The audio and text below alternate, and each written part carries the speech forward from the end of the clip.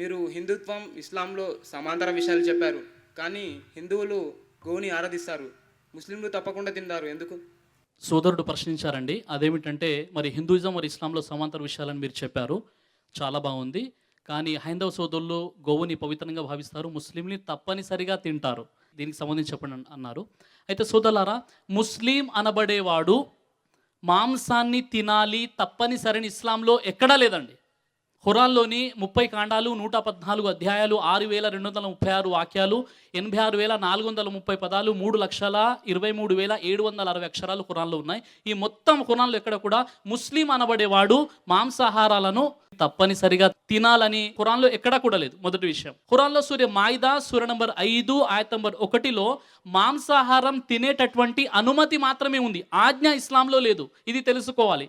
అంటే మీరు గోమాంసం తిన్నందుకు మీరు మంచి ముస్లింగా పరిగణించబడతారని ఇస్లాంలో ఎక్కడా చెప్పబడలేదు.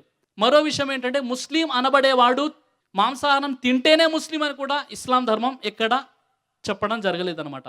అయితే ఈరోజు మరి ఈ గో వివాదం ఏదైతే ఉందో ఇది చాలా సున్నితమైనటువంటి విషయంగా మారింది. కాబట్టి ఎంతోమంది ముస్లిం పండితులు చెప్పే విషయం ఏంటంటే, హైందవ సోదరుల మనోభావాలు దెబ్బతింటున్నాయి కాబట్టి వారి మనోభావాలను దృష్టిలో పెట్టుకొని మీరు గోవుని హత్య చేయకండి అని ముస్లిం పండితులు చెప్తున్నారు ఈ విషయాన్ని. హజరత్ అనస్ రదియల్లాహు అన్హు వారి ఉల్లేఖనం ప్రకారంగా ప్రవక్త ముహమ్మద్ సల్లల్లాహు అలైహి వసల్లం వారు బక్రీదు సందర్భంగా 2 గొర్రెపోతుల్ని బలిగా ఇచ్చేవారు. అల్లా తన ప్రవక్తకు అన్నిటికంటే ఉన్నతమైనటువంటి ఆచరణనే ఇష్టపడతారు. అంటే లకదు కాన లకుం ఫీ రసూలిల్లాహి ఉస్వతున్ హసనా సూర అల్ అహ్జాబ్ సూర 33 ఆయత్ 21. ప్రవక్త జీవితంలో మీకు ఆదర్శం ఉంది. ప్రవక్త పూర్తి జీవితంలో ఎక్కడ కూడా బక్రీద్ సందర్భంగా గోవుని బలిగేచ్చినట్టు మొత్తం ఖురాన్ మరియు హదీస్ గ్రంథాలు ఎక్కడ కూడా లేదు. అదే విధముగా హజరత్ ఇబ్నే అబ్బాస్ రదియల్లాహు అన్హు వారి ఉల్లేఖనం ప్రకారంగా తన దాసుని ఉన్నతమైనటువంటి ఆచరణను అల్లా ఏ విధంగానైతే ఇష్టపడతాడో అలాగే ధర్మంపై సౌలభ్యాలపై ఆచరించడానికి కూడా అల్లా ఆ విధంగానే ఇష్టపడతాడు. ఈరోజు చాలా సున్నితమైనటువంటి విషయం కాబట్టి నేను కూడా ఇక్కడ కూర్చున్నటువంటి మన ముస్లిం సోదరులకు నేను మనవి చేసుకుంటున్నాను. గోమాంసం తినాలని తప్పనిసరిగా ఇస్లాంలో ఎక్కడ కూడా లేదు. కాబట్టి ముస్లిమేతర సోదరుల మనోభావాలను దృష్టిలో పెట్టుకొని మనం ఆ పని చేయకపోవడం చాలా ఉత్తమం. మరో విషయం ఏంటి, ఈ మాంసాహారానికి సంబంధించి మనం హైందవ మత గ్రంథాల్లో చూసినట్లయితే అనేక ఆధారాలు మనకు కనబడుతున్నాయి. Shri Aravinda Kapali Shastri Institute of Vedic Culture page number 76లో ఆయన ఏమంటారంటే, పూర్వం బ్రాహ్మణ పండితులు సైతము మాంసాహారాలను భుజించేవారు, వేదాలలో ఈ విషయం వ్రాసి పెట్టబడి ఉంది అన్న విషయాన్ని తెలియజేశారు. మీరు మనుస్మృతి గ్రంథాన్ని చూసినట్లయితే మనుస్మృతి 5వ అధ్యాయం 30వ మంత్రంలో తినుటకు అనుమతింపబడిన జంతువులను ప్రతిదిను తినువాడు దోషి ఎంత మాత్రము కాదు అని మనుస్మృతి తెలియజేస్తుంది.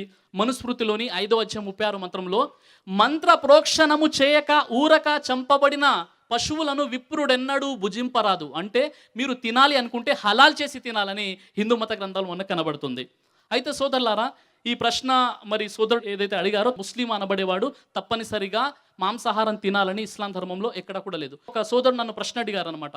మైక్ పై నిలబడి ఏమడిగారంటే, సార్ ఇది మాంసాహారం తినడం ఏంది ఇస్లాంలో అన్నారు. నేను మళ్ళీ ప్రశ్నించాను, మీరు శాకాహారియా మాంసాహారి అంటే నేను మాంసాహారి అని చెప్పాడు.